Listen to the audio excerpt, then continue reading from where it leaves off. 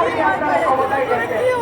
আপনাদের ন্যূনতম সেই হত্যার বিচারের জন্য বিগত 25 বছর নিশ্চিত সবাই আমি সাংবাদিক ভাইদের দৃষ্টি আকর্ষণ করছি। আপনারা দেশবাসীকে যারা এই দ্বিতীয় স্বাধীনতার ফলভোগ করতেছে, এই শহীদদের রক্তের বিনিময়ে আহত ভাইদের তাদের যদি হত্যার বিচার না হয় তাহলে তাদের রক্তের সাথে বেইমানি করা হবে। আপনাদের কাছে আহ্বান জানাই, আপনাদের মাধ্যমে প্রত্যেকটা হত্যার বিচারের জন্য দেশবাসীকে আহ্বান করব যে আপনারা আবার জেগে উঠুন। শহীদ পরিবার খুব শীঘ্রই সরকারের পক্ষ থেকে আমরা বিচারের জন্য সবাই আমরা আনুষ্ঠানিকভাবে কয়েকজনের শহীদ পরিবার জীবন দিয়ে দিব।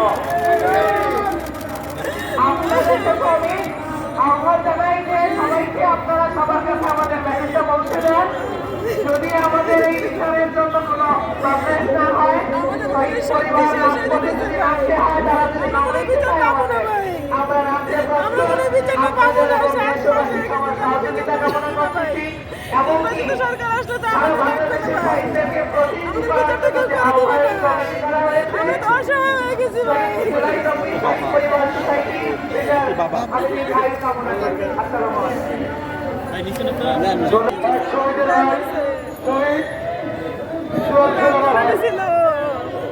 আওয়ামী লীগের ছেলেরা পিঠে পিঠে হত্যা করছে, পিটাইছে আবার ভিডিও করছে, আবার পিটাইছে আবার ভিডিও করছে।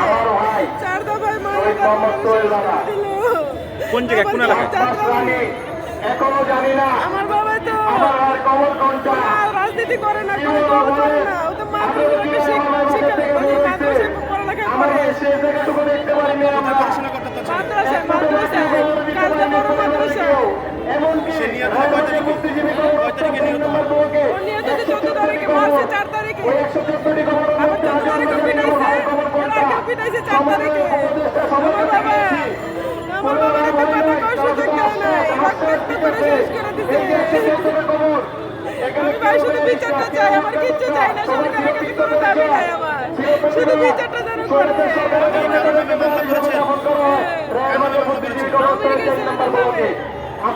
ছাত্রলীগ করে, ওদের সব কিছু আছে আমার কাছে, ভিডিও ফুটেজ, ওদের পদবি, ওদের নাম সব কিছু। আমি শুধু বিচারটা চাই। শরীফুল ইসলাম বাবু, সে কাকরাবাড়ি ছাত্রলীগ একেবারে থানা ছাত্রলীগ দেশের সহসভাপতি ছিল।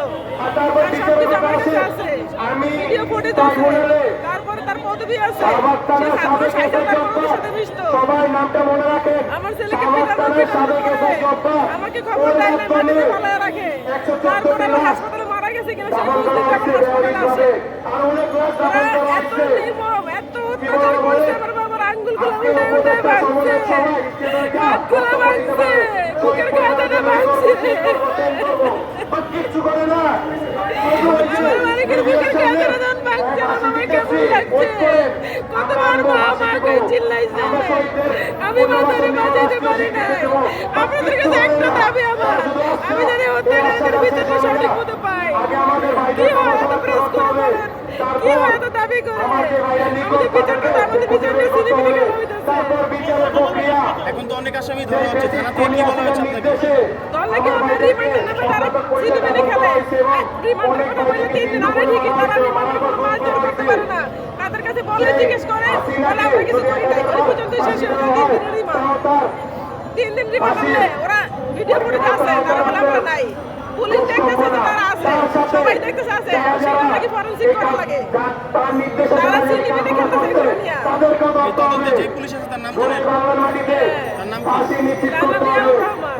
আপনাদের এই বিচার প্রক্রিয়া জুলাই কমিশন কোনো সহযোগিতা করছে কিনা আপনাদেরকে বা কোনো কিছু থানা থেকে হচ্ছে, থানা থেকে যাত্রাবাড়ি থানা থেকে হচ্ছে।